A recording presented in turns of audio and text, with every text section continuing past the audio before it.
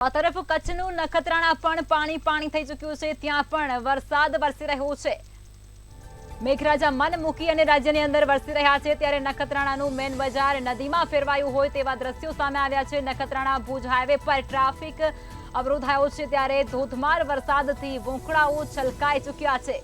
Nakhatrana Bhuj highway પર traffic અવરોધાયો હોય તેવા દ્રશ્યો કારણ કે રસ્તાઓ ઉપર વરસાદી પાણી ફરી વળ્યા છે। કચ્છનું નખત્રાણા પાણી થયું હોય તે પ્રકારના દ્રશ્યો સામે આવી રહ્યા છે। મેઘરાજા મન મૂકી અને રાજ્યમાં વરસી રહ્યા છે ત્યારે ભુજની અંદર નખત્રાણામાં પણ વરસાદી માહોલ જામ્યો છે અને જે બજારો છે તેની અંદર વરસાદી પાણી ભરાઈ ચૂક્યા હોય તે પ્રકારના દ્રશ્યો અત્યારે સામે આવી રહ્યા છે।